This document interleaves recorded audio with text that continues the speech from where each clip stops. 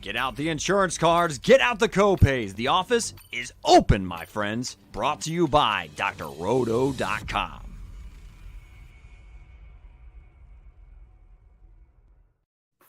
Hey there, everybody, it's Dr. Roto. Get out the insurance cards, get out the copay. The office is open, my friends. It is Friday Night Lights with my good friends Willie Walls and the great Swame Odell Blocker, and we are previewing the AFC East. That's right, the division that has, I don't know, Mr. Aaron Rodgers, Mr. Josh Allen, Mr. Tyreek Hill, and a few guys in New England. So let's kick it off, gentlemen. Aaron Rodgers is wearing a different shade of green. He is now playing for the Jets. He has decided that maybe he feels good about playing more than 1 year. Not so sure about that. But Willie, are you buying into the Jets being a Super Bowl contender with Aaron Rodgers? I'm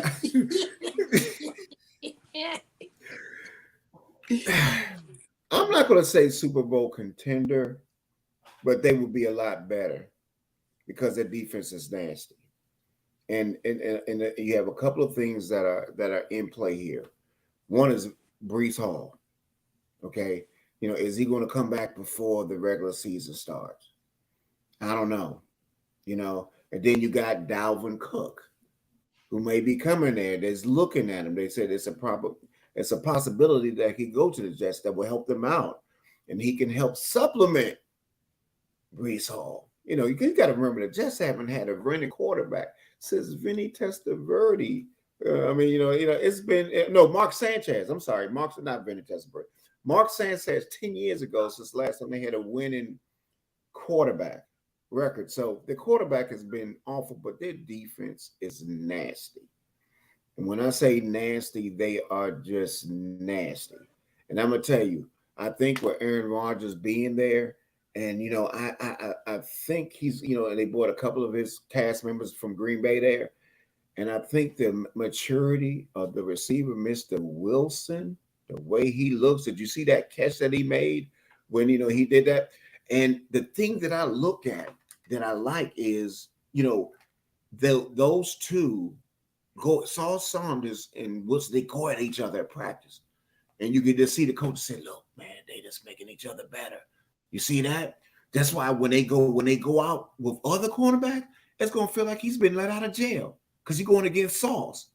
And the same thing for Sauce. I mean, he's going against an elite receiver with Aaron Rodgers. I mean, Aaron Rodgers even have to tell him and say, look, man, he said, man, that's a hell of a defensive play. Good job. I mean, Aaron is giving them that. I just think that between Aaron Rodgers and between, that defense, I really do think that, if Breece, the key to me is going to be Breece Hall. Breece Hall is the key. Breece Hall, before he got injured, was averaging 5.9 yards per carry. He was a monster, almost averaging 11.5 yards per reception. Are you kidding me? Breece Hall is a beast.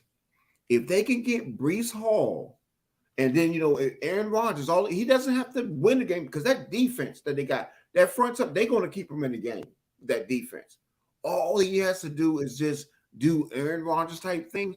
They're going to definitely be in the playoffs, and depending on Breece Hall, I think who knows? With Breece Hall back, man, Breece Hall is a beast. I love Breece Hall. So I got 2 points. I want to build on what Willie said. One, is Garrett Wilson a first-round pick in a fantasy draft? And secondly, we'll talk about Wilson. And do you think if they sign Dalvin Cook, that's because they're worried about Breece Hall? Because if they thought Breece Hall was playing week 1, maybe they wouldn't need Dalvin Cook. You have Michael Carter, you get the kid from the University of Pittsburgh, right? Abaconda. So the question is, those two are the big pieces there, Swami. Wilson and Hall. Is Wilson a top guy, and is Hall healthy? Let me tell you something here, Doc. Listen up, guys. Oh, wait a minute. 1 second. Hold on. Hello? Hey, Dalvin, how's it going, buddy? Yeah. No, I'm on with Willie and Doc now. Yeah. No, hey, look, man, I got to be professional. I'm here on Friday Night Lights. But we're going to talk. All right. They called? Okay. All right, buddy. All right. That's my good buddy, Dalvin Cook. He's excited too, Doc. What he been telling me all week. He said, if these jokers pull the trigger, I tell you what, I don't know if this the Green Bay Jets or the New York Packers, but these jokers looking good, Doc. And that's the only thing that I got. The only thing, Mr. Wilson. Mr. Wilson could emerge. He could emerge. But remember, Mr. Rogers brought a few pieces with him. He said, hey, guys, I'm going to New York. This going to probably be a ghost town. You might want to call your real estate agent too. Because when I pull out of town, when this train leave the station, we don't know what's going to happen back here. And they said, you know what? You might be on to something. So guess what? Mr. Lazard and even Randall Cobb, they got him out the old folks home. They said, you come too. I don't know what he's going to do. He must be a player coach. But he's showing up too. And I tell you what, they also got McCole Hardman, who I think is going to be interested in this offense. Garrett Wilson is the man, no question. He's talented, no question. But it's just when you say number one grade, when he's bringing a few pieces with him, that's the only concern that I had there. Is who is he going to develop with? I think Wilson is probably going to be the standout. I think he's going to be the person that emerges as his number one guy. Just for his ability to get open, the routes that he run. I mean, the work that he's putting in, what he's been doing the last couple of years. It's just without question he's the guy. I don't even know if that's debatable. But I don't want to get too far into speculating on Mr. Cook. He just texted me. This guy, he crazy. I don't want to get too far into that, Doc. Because I tell you what, they have some running backs on this roster. Let me tell you, not just Mr. Brees Home, who Wall's already talking about. Yes, he's recovering. I hope it's going well. We talked earlier. But we got Michael Carter. Remember, he was making a little bit of noise, but that's not what's got folks excited. Doc has already touched on it. Mr. Conda. Walls, I sounded out for you. Don't get it wrong. Remember Mr. Tony Dorsett when he played at Pitt? This joker has those type of wheels, Walls. Look out. At his pro day, he ran a 4.26. He was just a little bit faster than you, Willie Walls, when you was playing college ball. He is an outstanding prospect. I like him a lot. Again, Doc, I know that's not exactly what you asked me for, but when you talk about the addition of some of these pieces, the speed that they got on offense, you bringing in a quarterback like him. And just like Walls mentioned, we got some all-pros on the other side of the ball. Those anchors are still holding it down. Not just Sauce, but we also got C.J. Moses. And don't forget Mr. Williams. The linebackers over there have come to play. I like the Jets' chances of getting to the playoffs with a Mr. Aaron Rodgers. Walls. I don't know about what that comment was about when you said that. I don't know in that deep breath, because this team has enough talent, and now they done got some things going on that offense. If they can come out and get going early, look out for the Jets. Now, don't forget about Quinton Williams, who's the best defensive lineman in the game for the Jets. He is a monster. Now, the reason I say it, I think about Wilson is just like with Devontae Adams. I think he's going to establish that relationship, because one thing that he has is he always has that one guy that he's going to get that ball to, and I think that's going to be Mr. Wilson. So I think that I agree with the other pieces.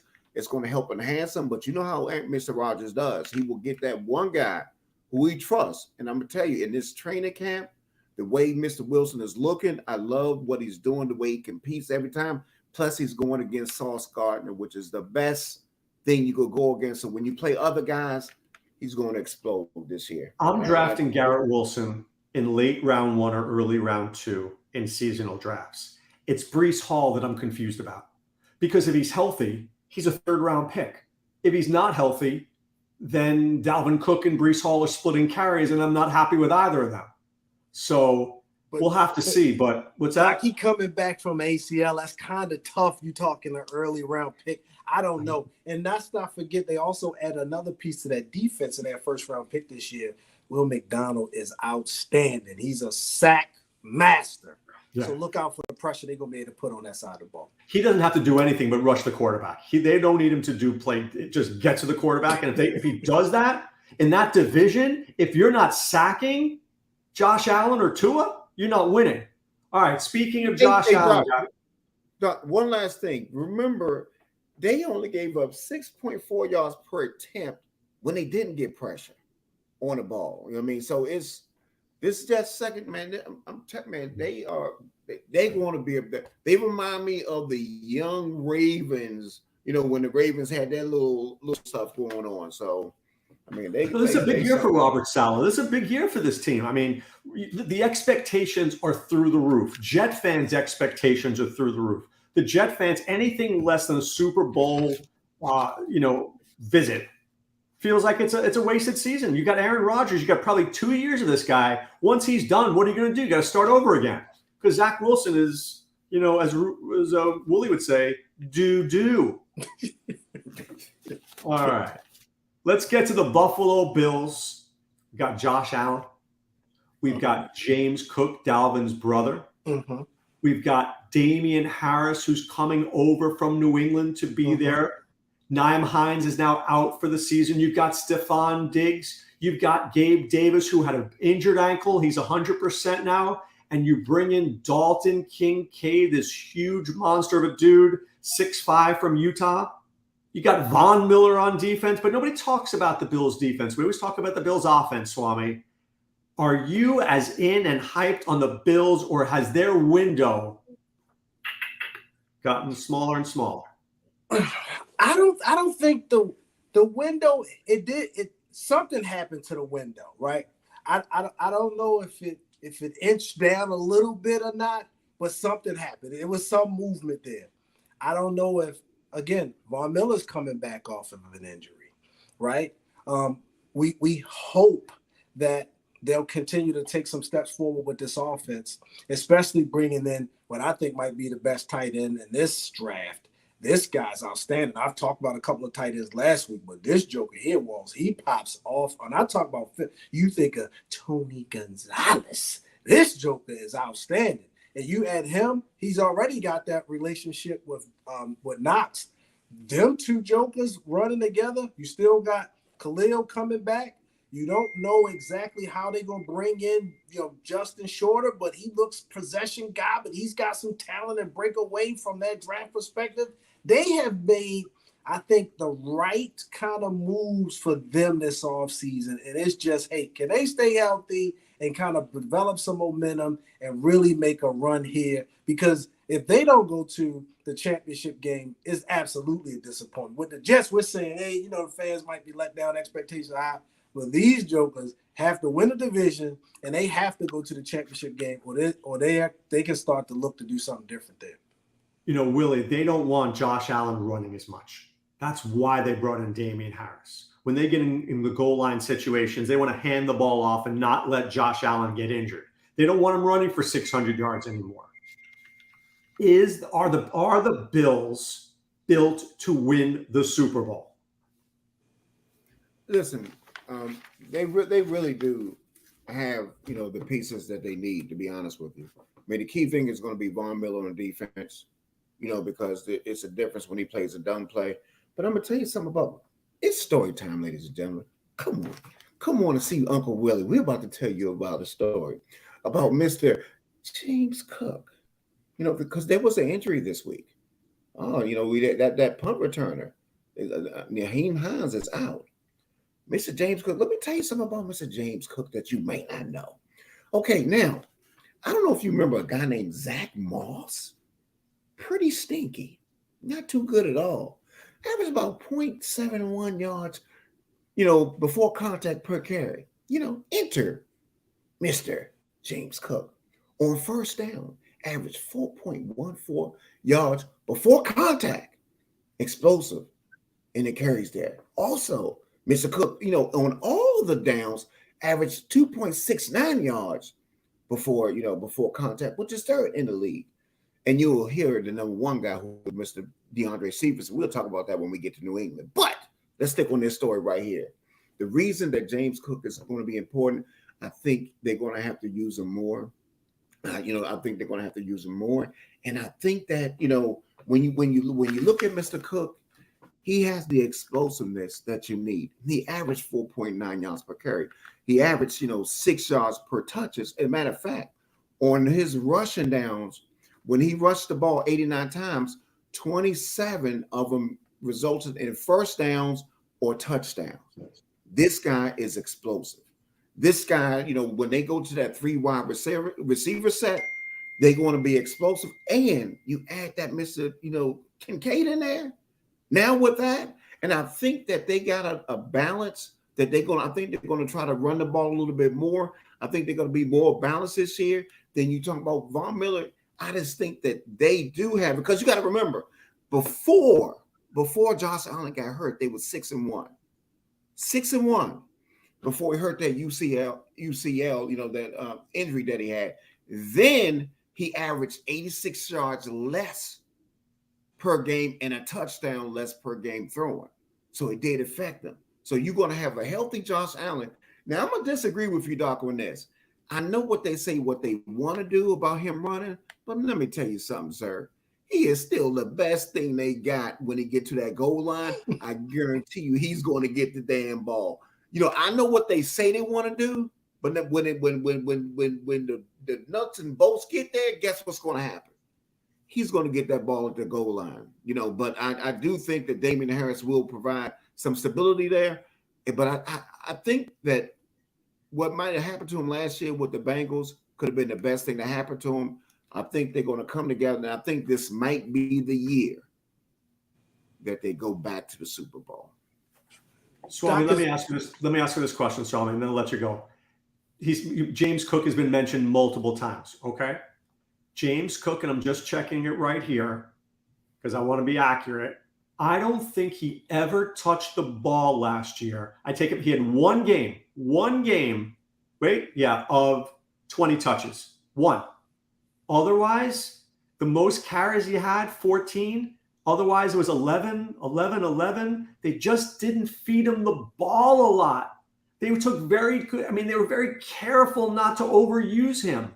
Now, we love his explosion, right? He's like Dalvin in that way. This guy's as explosive as they come, but they're not giving him the ball. And Josh Allen doesn't throw it to the guys in the back, doesn't throw it to his running backs. He's throwing it to Stephon Diggs. He's throwing it to Gabe Davis. He's throwing it to Khalil Shakir. He's throwing it to your guy, Dalton Kincaid. Are we overvaluing James Cook? I don't know if I think, because with Moss and Singletary kind of being out of his way, I think it opens up at least a few more carries for him. And I think that gives him an opportunity once he gets around 16, 18 carries to maybe have a little bit more of an opportunity to develop something with and Allen does throw it to the backs a little bit, not a lot, so he can get a few there as well. I could see it because it opens it up, right? Instead of them with all of these threats they got on the outside, it opens up the middle and underneath, and it's a great opportunity, I think, for somebody like Cook, as dynamic as he is in there. And if the Bills are smart, they're going to get him more involved. You can't have him dropping back as many times as he has been over the last few. You have to get somebody involved there. This new era, this new phenomenon of goofy stuff, I don't know what they're thinking if you don't try to rely on a back like James Cook and some of these other running backs in this conference to take some of the pressure off both the offense and the QB. And Doc, think about it.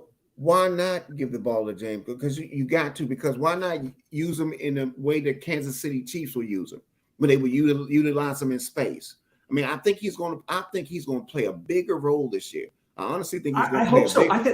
I believe you're right. They just didn't do it last year when he was sitting there on the bench, and there were games he barely even touched the football.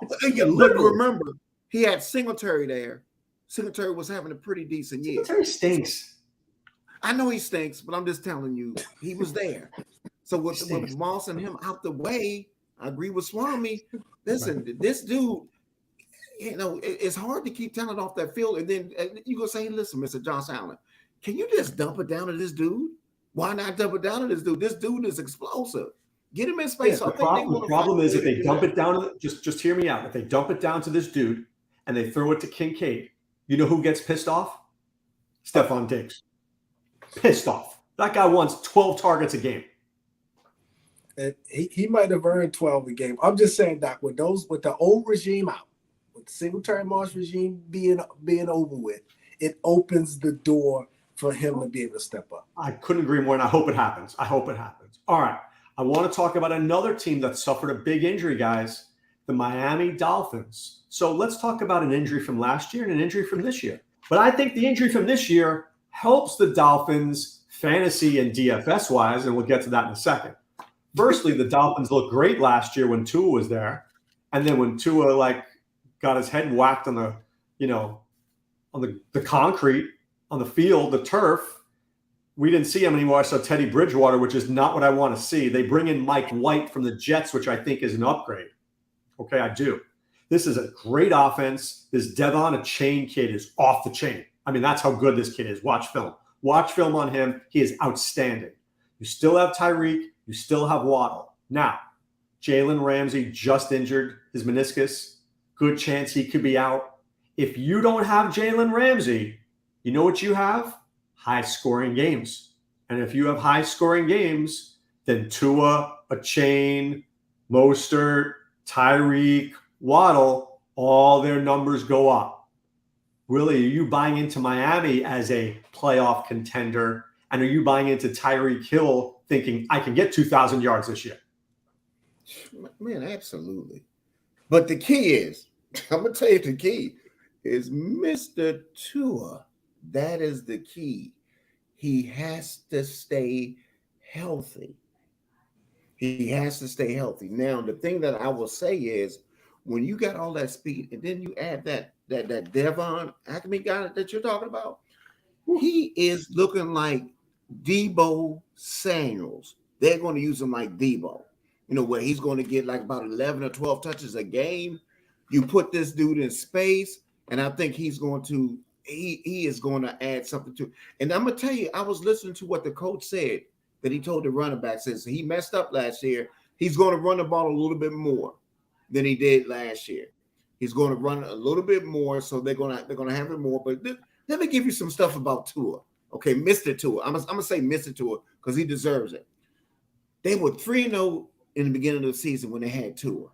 Then he got hurt. They was 0-3. Then he came back the next game and they went 5-0. And then they had tough games when they played the Bills and Chargers. Basically, they was like 8-3 when Tua was healthy. When he was healthy, they were winning and they were just scaring people. You saw what happened when he plays and when he doesn't play. And if you remember that last game against Green Bay, they were 8-6. And they were leading the game, and he threw for over 9-12 for 229 yards. And then he got concussed again. And it was over. And you remember that. And now these stats are just startling when you see these stats here. With Tua and Waddle, they combined for 15 touchdowns, 214 targets with Tua. Without Tua and all the rest of the quarterbacks, 0 TDs on 73 targets. You don't tell me that Mr. Tua doesn't make a difference. Well, that's why they brought in Mike White. Mike White, when he was with the Jets, wasn't terrible. There were some games where he was very good, right? So they had to cover themselves, and Teddy Bridgewater stinks. But the question is this a team you're focused on, Willie, in DFS? Like, are you playing them every week? I'm playing Tua, you playing Hill, and you play Waddle. Absolutely. Then you get this Devon guy who might be like one of those little late rounders that you get. I mean, absolutely, they have what you need. And I don't think the defense is not going to be as bad as you think they're going to be. They got Cam Smith, that is pretty good. Their draft choice, the second round draft choice. And their defense was one of the top defenses in the league, the front seven last year. I mean, they weren't bad at all. So I think Miami, but the key is it's going to be Tua. And you're right. With Mike White there, it's going to be a lot better. I agree with you. So they have somebody, but Tua is what makes this engine run. They need Tua.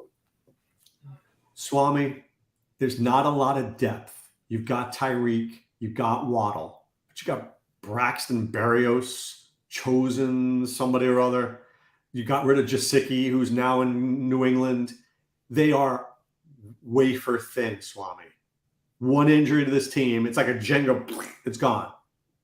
Can Miami stay healthy, and can they make the playoffs? First up, I'll give a little fun fact. For about 1992 to about 2005 or 6, I was the greatest Madden player of all time. Literally, on this planet, you talk about Madden, and all of those people out there, my victims like Walls and many others, they'll attest to it. This team would be a great team to play on a video game. With the speed that they have, with what they've done on this offense, and even the way that they play defense, the way they scheme and the way they play it. Ramsey going down is going to hurt. He's outstanding. I probably think he's one of the still top 3 corners, top 5 for sure.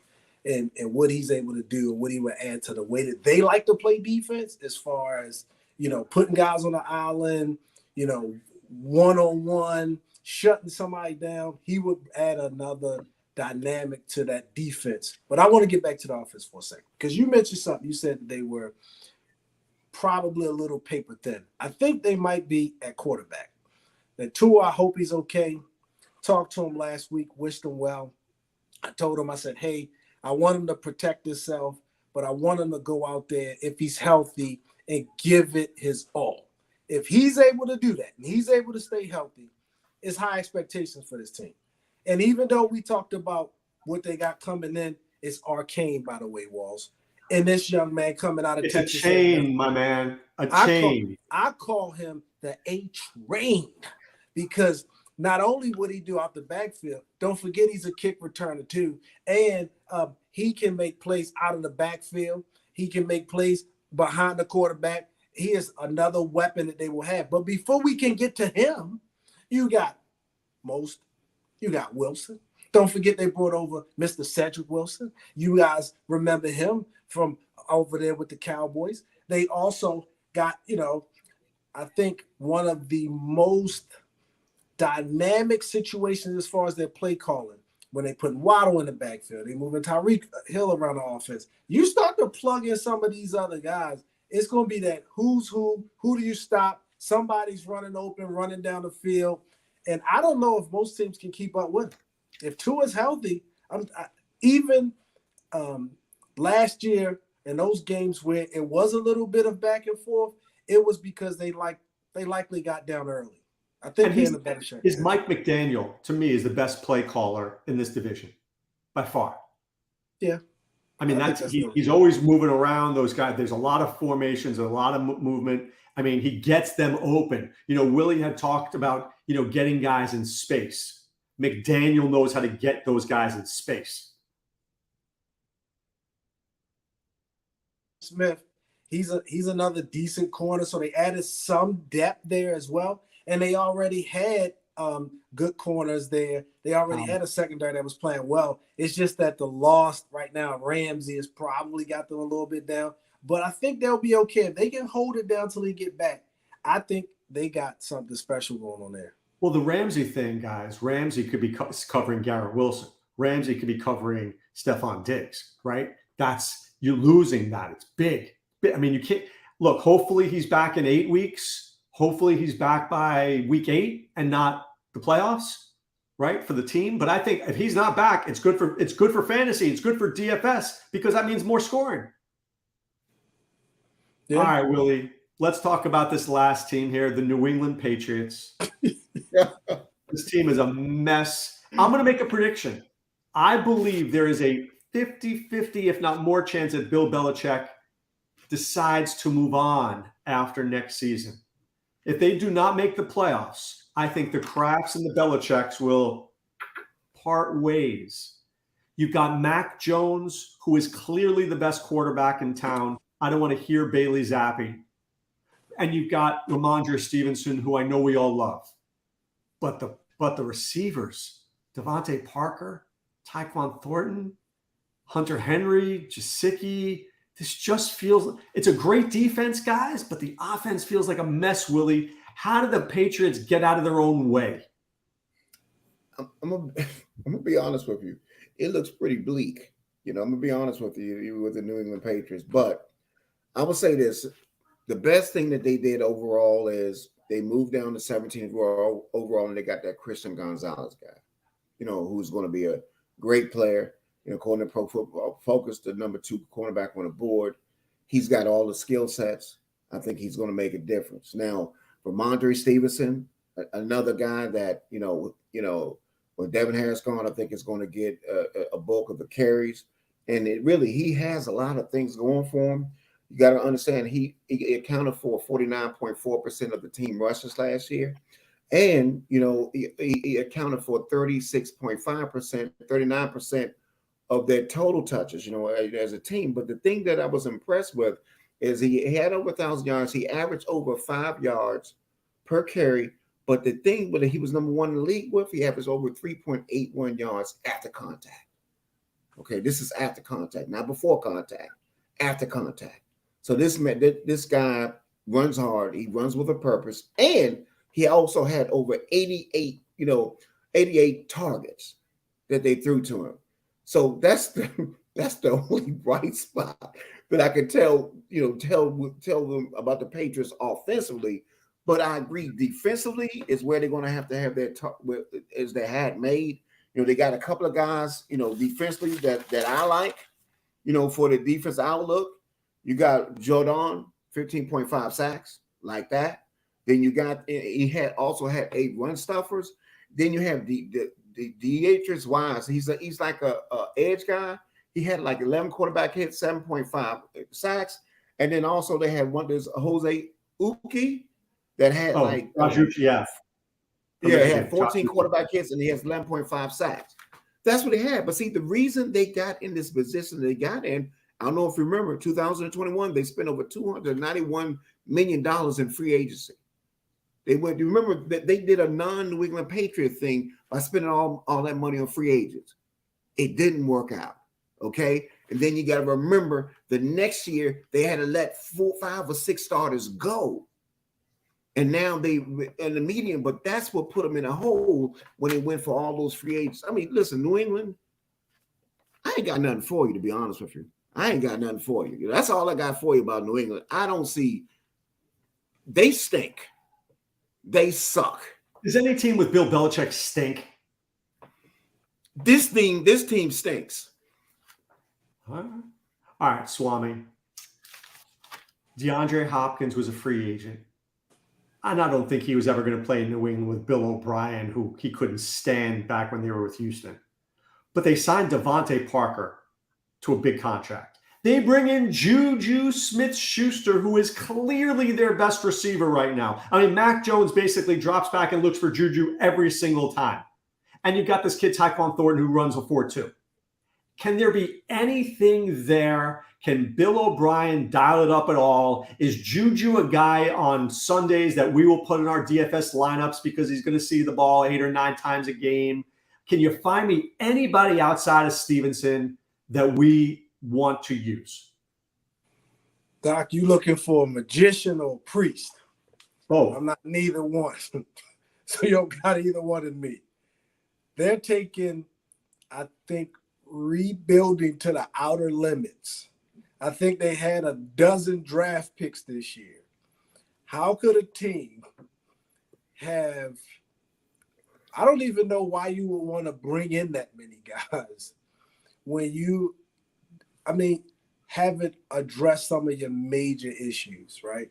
And even through the draft, they got a lot of decent picks, but they didn't get any necessarily standout picks other than the aforementioned Christian Gonzalez, who is outstanding, by the way. He's probably right up there with like a Sauce Garner. He's probably right up there with like, some of those good young prospects that come into the league that's going to have an impact right away. So he's without question the guy. But where we really need to focus at and where we really need to look to, I think, is are they going to be able to have some success on that offense? Are they going to be able to kind of keep the defense off the field? And I think they'll have some success by kind of controlling the games, letting their defense put them in good position, short field, thing like that. And I think the focus for them is going to probably be the running game and Stevenson, and that's where I would probably want to focus at from a DFS perspective. Yeah, I agree with that. All right. I want to get to a couple more things. First, let's wrap up the AFC East. Who's coming in first? Willie Walls, who's coming in first? Bills. Swame, who's coming in first? Bills. I'll take the Jets. I'll take the Bills second. You guys, who do you guys have second? I got Dolphins. If Tua's healthy, Dolphins. Willie? It's close. I think 3 going to come out of that. I think 3 are coming out of I that. do too. I think 3. I'm going to go. They might concuss Tua.